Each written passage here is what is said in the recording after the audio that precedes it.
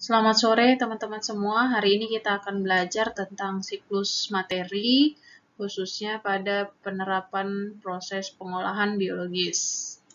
Oke, siklus materi. Jadi sebelum kita belajar tentang siklus materi, ini ada baiknya konsep ini kalian pahami dulu. Bumi kita itu tersusun dari beberapa materi ya, dan materi itu saling berhubungan gitu ya, namanya siklus. Jadi dari A ke B, B ke C ya. Jadi material A ke material B, material B menjadi material C. Nanti kembali menjadi material A, itu namanya siklus. Jadi bumi kita itu merupakan sistem dari siklus materi tersebut.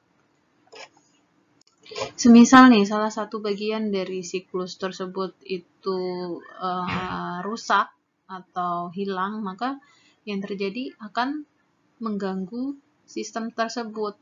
Sehingga bumi kita mungkin yang mendapatkan dampak dari hilangnya salah satu bagian dari siklus tersebut. Nah, yang kita tahu, bumi itu kita terdiri dari atmosfer, hidrosfer, litosfer, ya nggak? Atmosfer itu dia yang di udara, hidrosfer dia yang di perairan, litosfer dia yang di tanah. Jadi di sini udara, air, tanah gitu ya kan, kalau berdasarkan bentuk bumi kita itu. Nah, untuk atmosfer ini mewakili sifat fisik materi yang fase gas. Kita tahu bahwa wujud dari suatu materi itu bisa gas, cair, dan padat. Untuk yang fase gas itu biasanya kita jumpai di atmosfer, gampangnya seperti itu. Sedangkan untuk fase cair kita biasa jumpai di lapisan hidrosfer, bumi. Untuk yang solid atau padatan biasanya kita jumpai di lapisan litosfer, tanah. Nah, ketiga sektor ini adalah sektor utama dari bumi. Jadi bumi ini dibagi menjadi 4 sektor, dan 3 sektor utamanya itu adalah sifat fisik dari si materi itu. Nah, satu lagi apa nih? Kan ada 4 nih. Satu lagi apa? Satu lagi biosfer. Biosfer itu makhluk hidup yang hidup di bumi. Jadi di setiap bagian bumi tadi itu ada makhluk hidup yang hidup di dalamnya. Di udara ada mikroorganisme udara ya, atau burung-burung gitu ya kan yang hidup di udara. Tapi ini karena kita belajarnya pengolahan biologis, jadi yang dipakai itu bukan ini ya, bukan makhluk hidup yang makro, tapi yang mikroorganisme gitu. Nah, terus biosfer ini, makhluk hidup ini yang berperan untuk merubah materi yang ada di masing-masing fase tadi. Jadi untuk material yang ada di atmosfer gitu, yang merubah ya berarti mikroorganisme udara yang hidup di udara. Nanti fase cair, hidrosfer, itu berarti mikroorganisme yang hidup di air. Kalau yang di tanah berarti ya yang di tanah gitu ya, biosfer ini. Nah, dari ketiga materi tadi, itu dia secara kontinu, artinya secara terus-menerus, dia akan bersiklus dari satu fase ke fase lain. Jadi misalnya nih, awalnya dia dari fase cair, nanti dia dari fase cair, dia bisa menjadi fase gas, atau sebaliknya dari fase gas, dia bisa menjadi fase cair, siklusnya, materi yang ada di dalam siklus tersebut. Nah, perubahan dari satu fase ke fase lain itu terjadi melalui perubahan kimia. Perubahan kimia ini dipengaruhi oleh organisme yang hidup dalam fase tersebut. Contoh sederhananya kita bisa pakai ini, perubahan langsung senyawa kimia yang disebabkan oleh metabolisme organisme. Jadi kemarin teman-teman kan sudah belajar dasar-dasar mikroorganisme. Di situ kan ada banyak jenis dari mikroorganisme. Ada mikroorganisme yang autotrof, ada mikroorganisme yang heterotrof. Kalau yang autotrof dia mengubah CO2 menjadi atau dia membutuhkan CO2, kemudian autotrof itu kan membuat makanan sendiri kan, autotrof.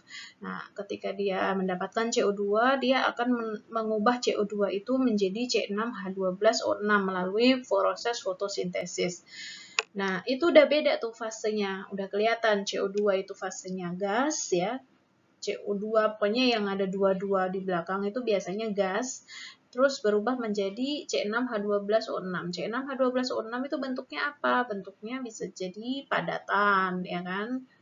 Bisa jadi dia juga terlarut di dalam air gitu, bisa juga gitu. Jadi dari fase gas tadi bisa berubah menjadi fase padat atau berubah menjadi fase cair. Selanjutnya untuk input energi di sini juga penting ya dalam siklus materi, karena untuk input energi ini jika kita tidak lakukan atau tidak terjadi input energi, maka reaksinya ya akan lambat terjadinya, baik itu reaksi oksidasi ataupun reaksi reduksi. Nah, padahal di dalam mikroorganisme sendiri itu dia membutuhkan senyawa-senyawa yang memang hasil dari proses oksidasi atau reduksi tersebut. Jadi ketika tidak ada perubahan kondisi oksidasi, maka ya elemen-elemennya yang dibutuhkan oleh si organisme itu tidak tercukupi gitu. Nah, organisme sendiri itu kan dia ada dua jenis, ada yang produsen, ada yang konsumen. Produsen itu yang bisa membuat makanan sendiri dan dia membutuhkan elemen utama sumber karbon yang kemarin itu kan dari anorganik yaitu CO2, dan untuk sumber energinya kan dia memang dari matahari dan kemudian dirubah menjadi bentuk organik berenergi tinggi yang digunakan untuk konsumen gitu. Jadi ini suatu siklus ya. Jadi ketika si produsen atau organisme yang berklorofil yang bisa membuat makanan sendiri itu hasil setelah dia konsumsi itu C dalam bentuk anorganik yaitu CO2 sama dia mendapatkan juga energi dari matahari, maka proses metabolisme di dalam tubuhnya itu akan menghasilkan bentuk organik. Nah, bentuk organik ini dikonsumsi oleh si konsumen. Konsumen ini contohnya kemarin bakteri ya. Kalau produsen ini contohnya alga, kalau misalnya itu di air.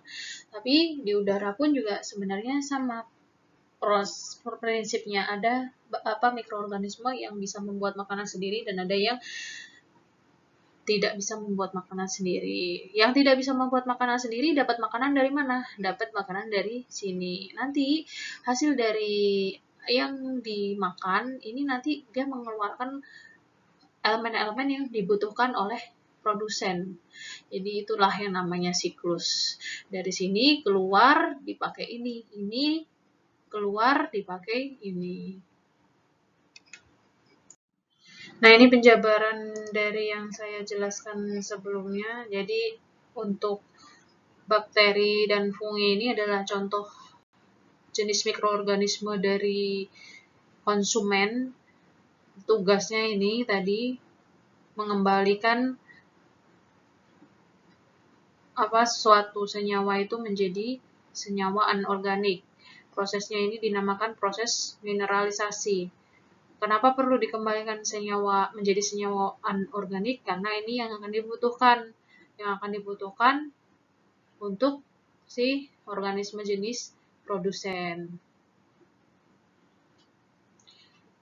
Oke, terus untuk jenis bakteri dan fungi ini, jenis konsumen, itu kontribusinya di dalam biosfer itu dia lebih besar daripada organisme yang jenisnya itu produsen. Nanti jenis produsen itu biasanya kayak alga gitu, yang berklorofil ya. Oke, kenapa bisa kontribusinya besar? Karena dia jumlah dari konsumen ya, jumlah bakteri ini dia banyak di biosfer. Terus laju pertumbuhan dan metabolismenya itu juga cepat, tinggi ya.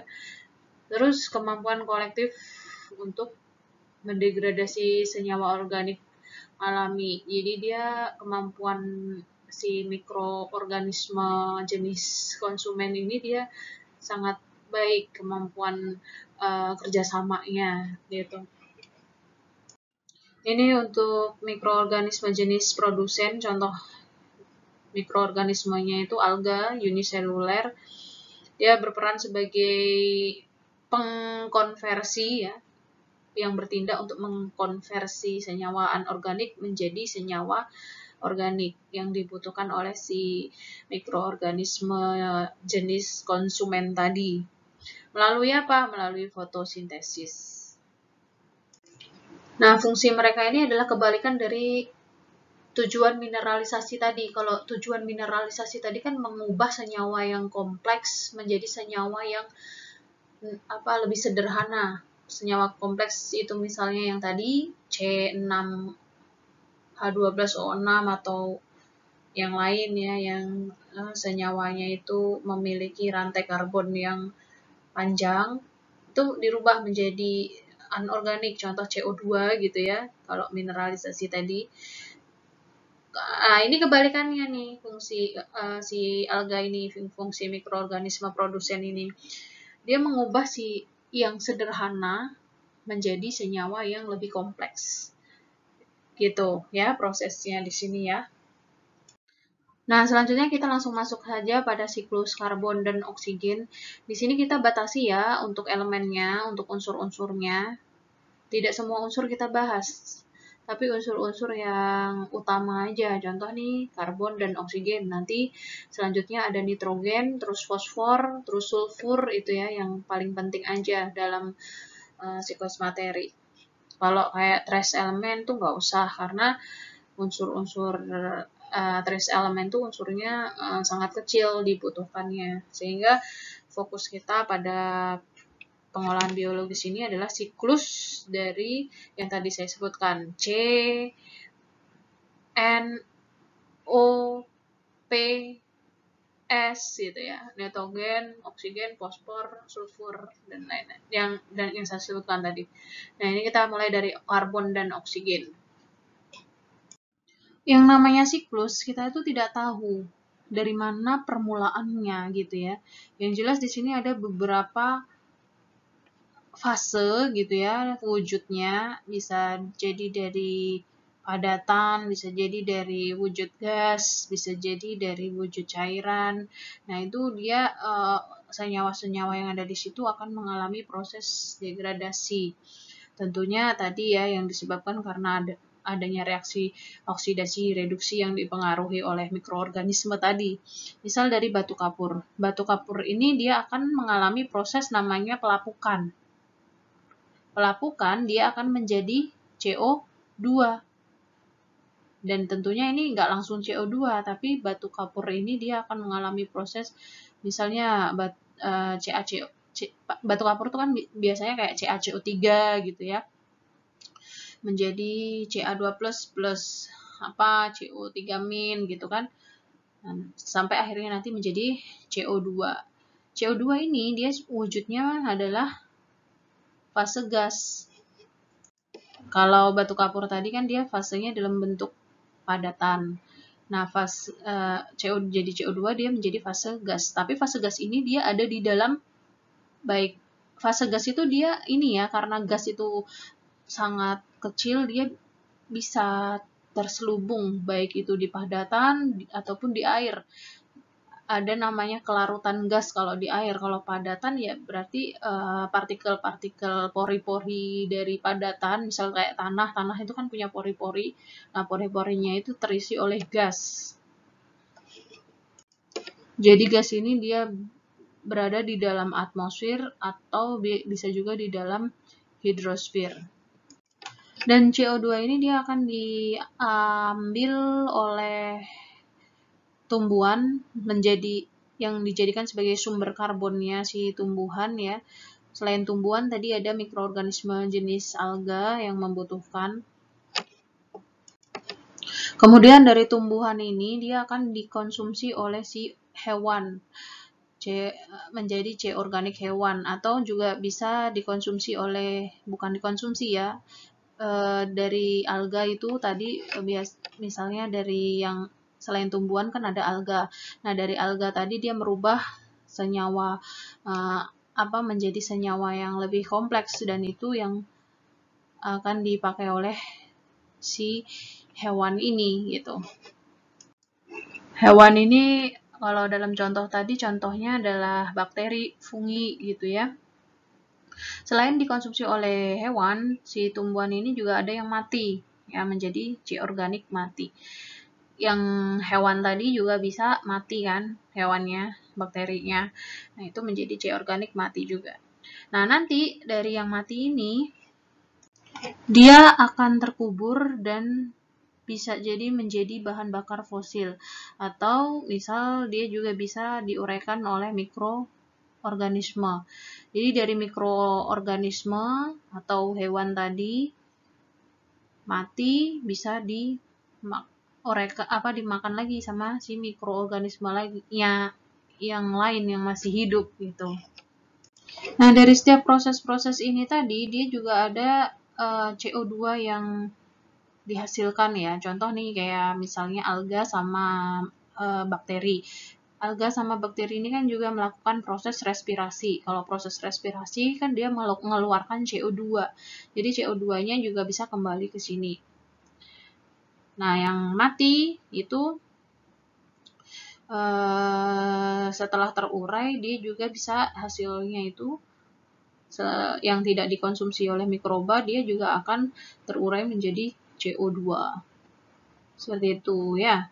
Nanti bahan bakar fosil ini juga dia akan kembali menjadi CO2 ketika berikatan dengan oksigen atau udara bebas. Nah, selanjutnya dijelaskan reservoir utama karbon dioksida untuk sintesis produsen itu ada di atmosfer dan di hidrosfer. Kalau di litosfer itu dia yang terjadi bukan sintesis produsen ya, tapi dia lebih ke reaksi pembakaran. Reaksi pembakaran itu bukan oleh mikroorganisme, tapi oleh O2. Jadi berikatan dengan O2, maka terjadi proses pembakaran tadi. C yang fosil tadi, di siklus yang tadi sebelumnya, C fosil itu akan berubah menjadi CO2 karena ada reaksi pembakaran tadi. Nah, yang menjadi fokus kita di pengolahan biologis itu kan karena adanya terjadinya sintesis oleh mikroorganisme. Dan terjadinya sintesis ini dia kebanyakan ada di fase atmosfer dan juga di hidrosfer. Kalau di atmosfer, si C-nya itu dalam wujud CO2 itu langsung bisa digunakan untuk si tanaman atau mikroorganisme yang bisa membuat makanan sendiri gitu ya. Kemudian kalau di hidrosfer, di air, si CO2 ini dia terlarut di dalam air dan membentuk sistem karbonat ini ya. Jadi kalau direaksikan seperti ini, CO2 ini dia terlarut di dalam air kan, terlarut di dalam air hidro. Nah, ini maka ditambah H2O reaksinya. Nah, nanti terjadi kesetimbangan menjadi ini sistem karbonat itu H2CO3 asam karbonat. Nanti di sini dia bisa terurai menjadi H+ plus ini ya reaksinya. CO3 2- ya ini ya. Maksudnya karena ini ketika dipecah kan menjadi H+ plus CO3 2- gitu. Nah, ini maksudnya ini ya, perpecahan dari senyawa ini menjadi senyawa ini. Nah, nanti jika konsentrasi kalsium karbonat di dalam air itu tinggi, maka yang terjadi malah proses presipitasi. Jadi si karbonat ini akan menjadi batu kapur. Batu kapur itu kan Ca2CO3 gitu ya. CaCO3 itu batu kapur.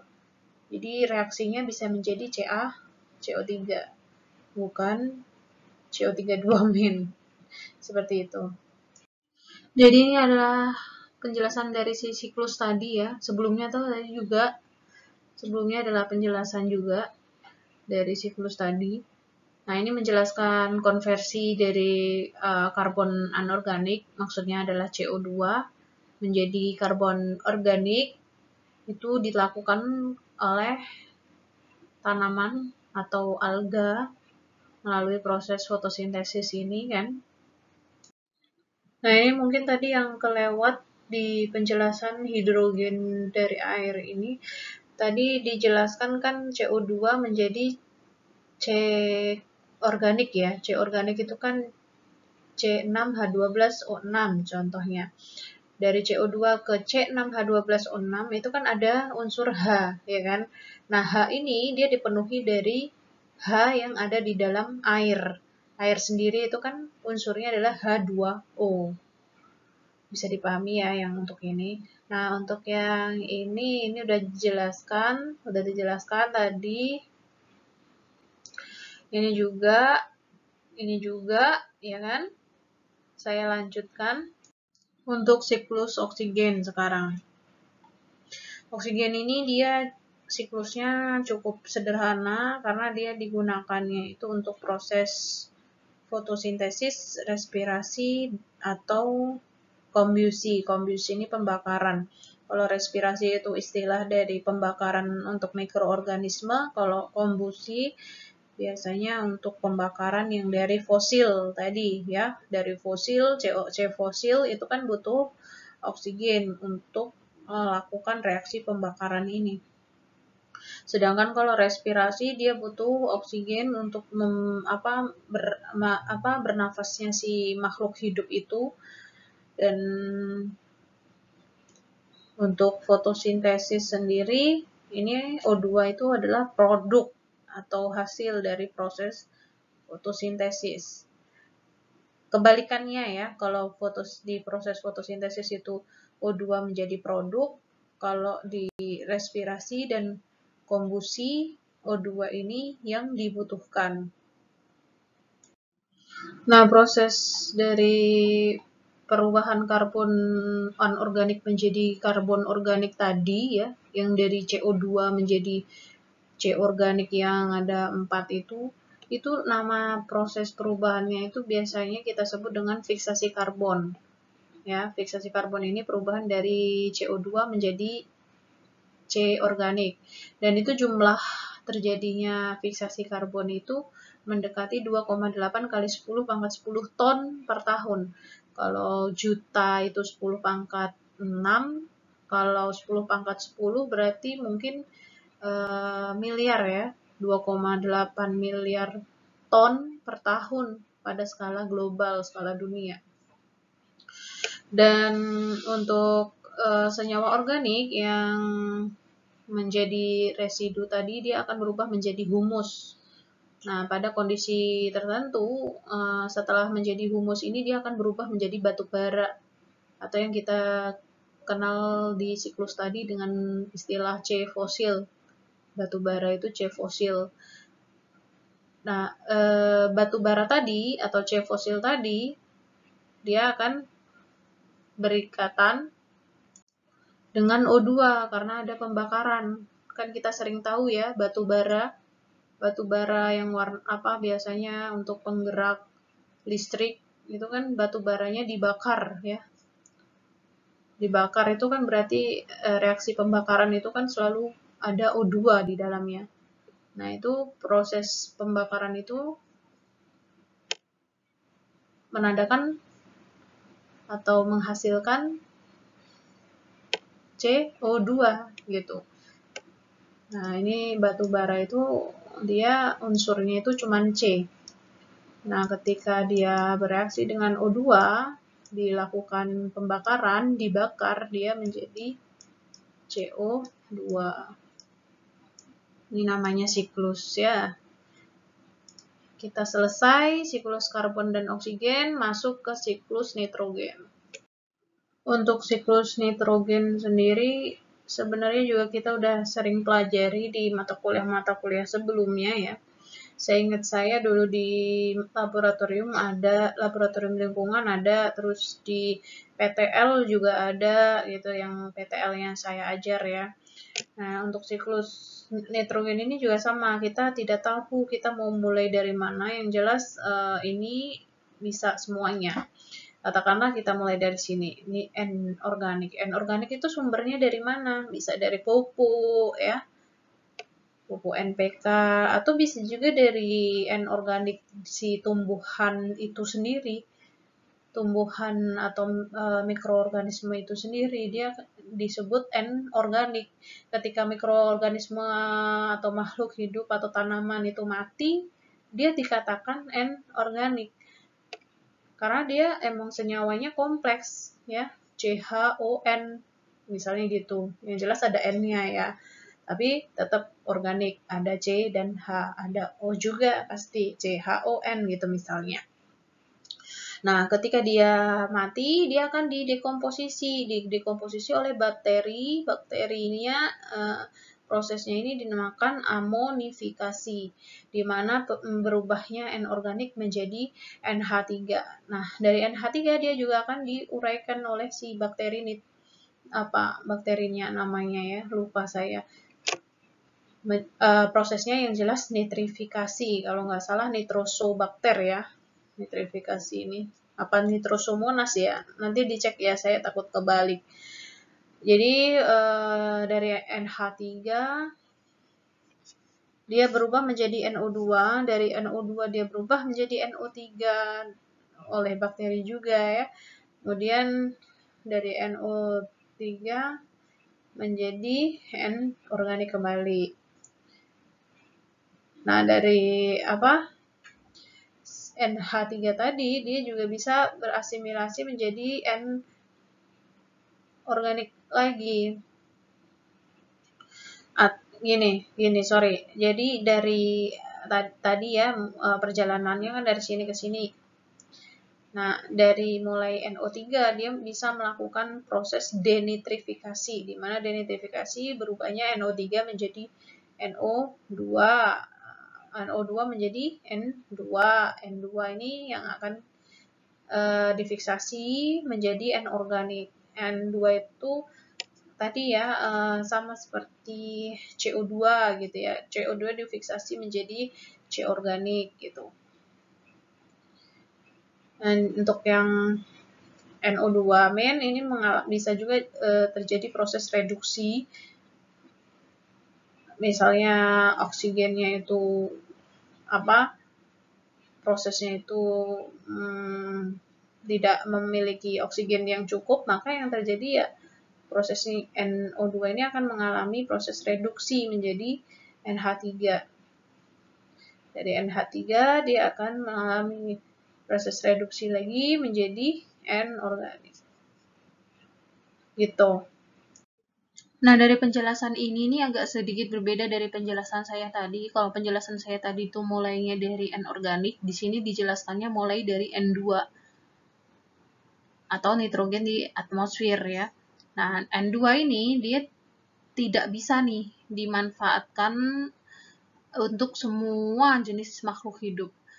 Hanya beberapa makhluk hidup yang bisa memanfaatkan N2 ini secara langsung. Makhluk hidup yang lain sebagian besar dia tidak bisa memanfaatkan N2 secara langsung sebagai sumber nitrogennya.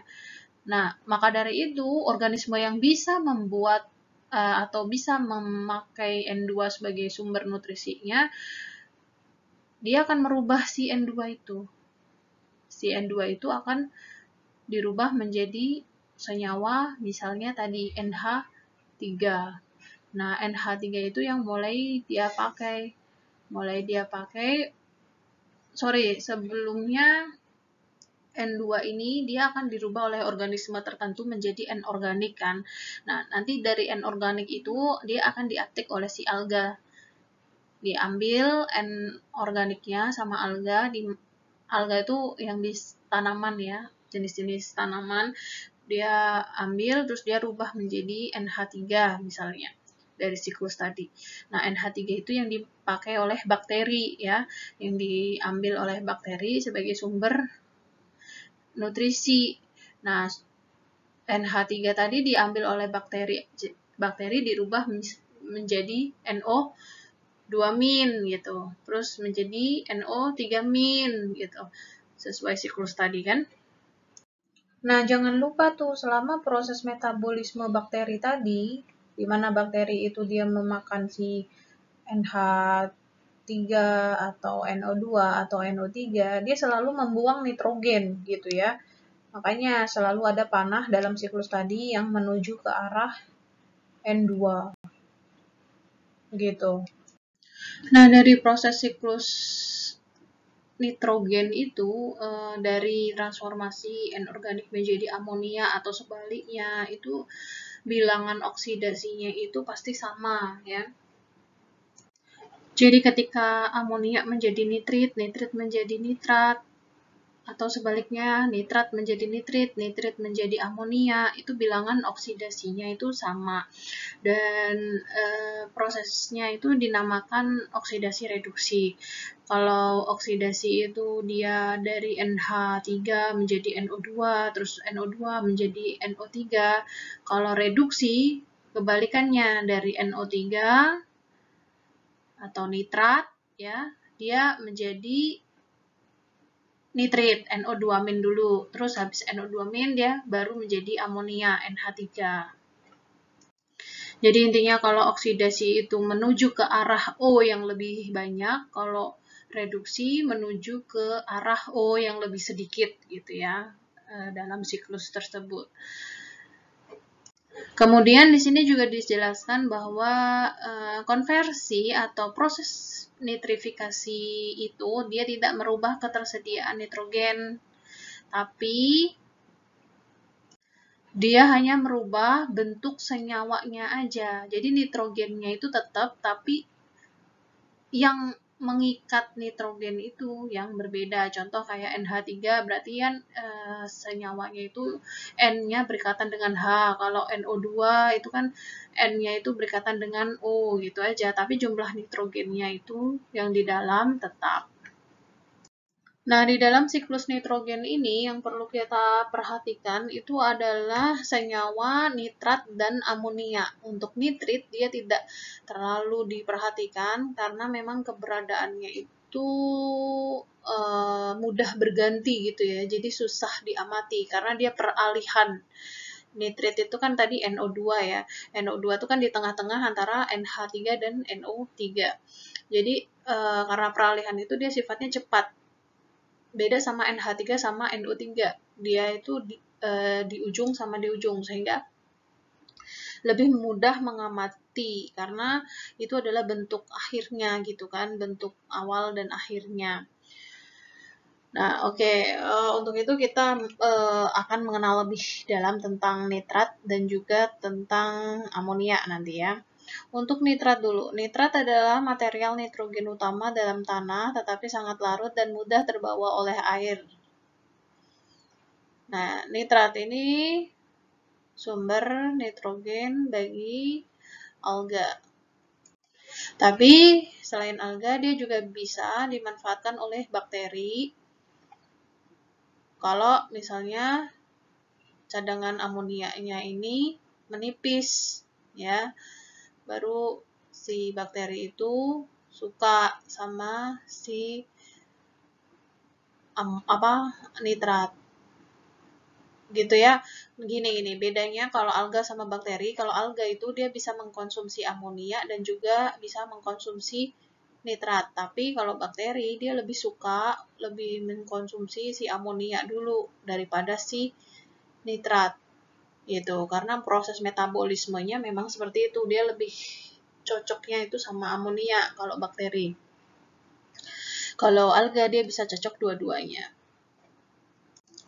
Nah, di sini juga dijelaskan bahwa nitrat itu juga sebagai ganti oksigen untuk beberapa jenis bakteri ya. Contohnya kayak bakteri yang jenis anoksik, prosesnya dia ketika tidak ada oksigen, maka dia akan menggunakan nitrat sebagai akseptor akhir dari hidrogen. Artinya kalau tidak ada oksigen dia kan prosesnya itu bukan aerobik tapi anoksik tadi ya, karena masih ada NO3. Nah, ketika dia anoksik, maka NO3 ini akan menerima hidrogen. Hidrogennya ini berikatan dengan si NO3 tadi. Beda nih kalau misalnya ada oksigen. Kalau ada oksigen, hidrogen ini berikatan dengan oksigen. Karena lebih mudah mengikat oksigen daripada nitrat. Nah, kalau nggak ada oksigen, dia ikatannya sama nitrat menjadi HNO3 gitu. Kalau berikatan dengan O2 atau oksigen, hanya kan menjadi H2O gitu kan. Selanjutnya untuk parameter amonia ini sering kita temukan dari FUN IPAL, dan ini amonia ini dia menyebabkan penurunan oksigen. Kenapa menyebabkan penurunan oksigen? Karena amonia ini dia akan mengikat oksigen sehingga kan sifat dari H+ itu dia lebih mudah berinteraksi dengan oksigen ya, sehingga H+-nya itu amoniaknya itu NH4+-nya itu akan mengikat si oksigen. Dan ketika oksigen itu turun, ya otomatis itu akan berdampak buruk terhadap biota perairannya itu gitu. Si mikroorganismenya bisa mati karena oksigennya kurang. Makanya kebanyakan amonia di dalam lingkungan itu tidak terlalu berdampak baik karena bisa menjadi racun juga ya kan. Selain menyebabkan racun, menyebabkan kekurangan oksigen ini. Nah, untuk menghilangkan amonia, kita bisa pakai cara nitrifikasi. Nitrifikasi itu kan merubah amonia menjadi nitrit, kemudian menjadi nitrat. Gitu, kalau kebanyakan amonianya. Nah, yang menjadikan nitrat siapa? Ya bakteri nitrifikasi. Nanti di googling ya, bakteri nitrifikasi itu apa aja gitu.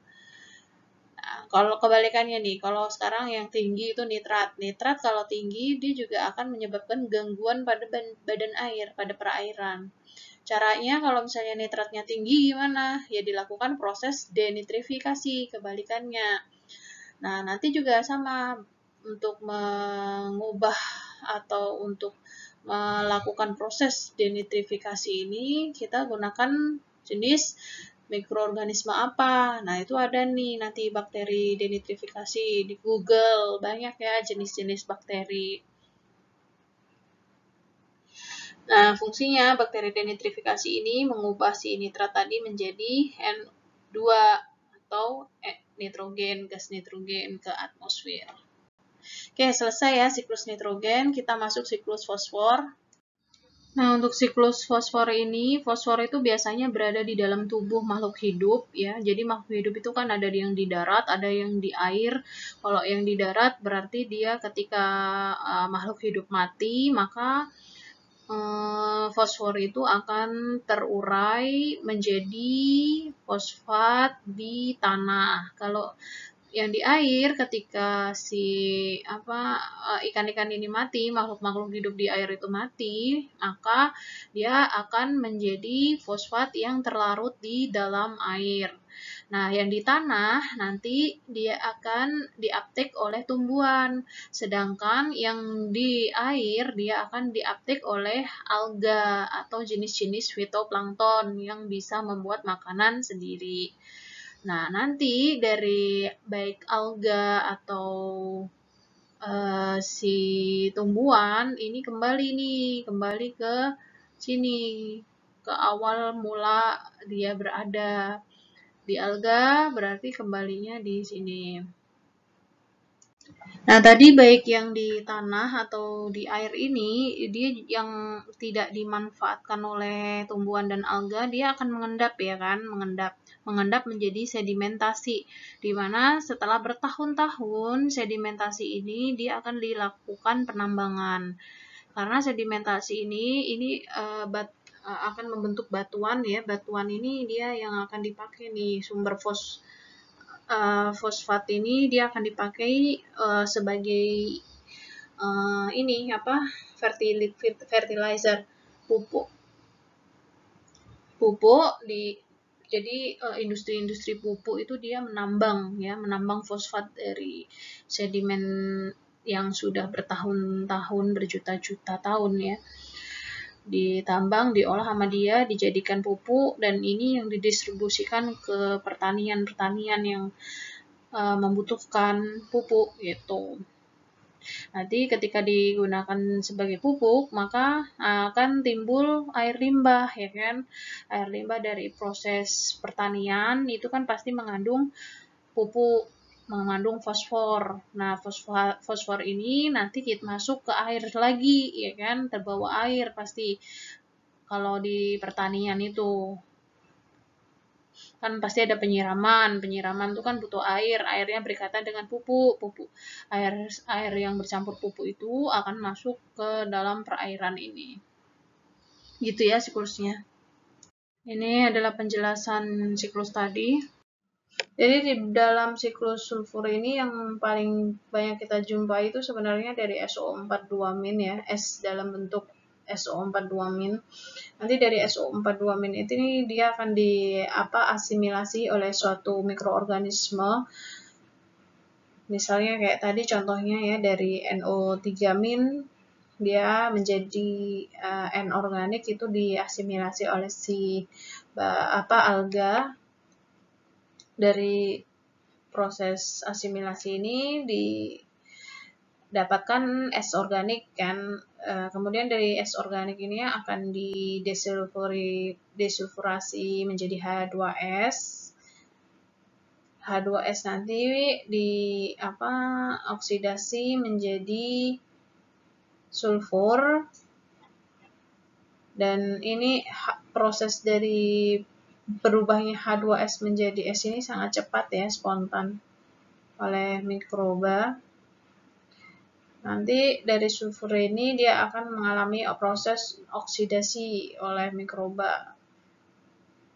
Sama sih seperti dari proses nitrit menjadi nitrat ya. Mulai dari amonia menjadi nitrit, terus nitrit menjadi nitrat. Ini prosesnya kurang lebih sulfur ini sama seperti proses siklus nitrogen tadi. Nah, ini kurang lebih adalah penjelasan dari siklus sulfur yang saya jelaskan barusan. Mungkin bisa nanti dibaca. Nah, di dalam proses pengolahan biologis, ketika dia menggunakan proses anaerob, maka yang terbentuk itu adalah senyawa hidrogen sulfida. Ketika terbentuk senyawa hidrogen sulfida ini, yang bisa kita amati itu dari bau dan tingkat toksisitasnya. Ketika banyak H2S, hidrogen sulfida, itu pasti nanti ada bau dan juga beracun. Terus untuk menghilangkan ini, hidrogen sulfida ini, kita bisa kondisikan dengan proses aerob. Nah, ketika proses aerob terjadi, hidrogen sulfida ini akan dioksidasi oleh oksigen yang kita tambahkan. Oksidasinya hasilnya apa? Hasilnya si SO42- ini, sulfat.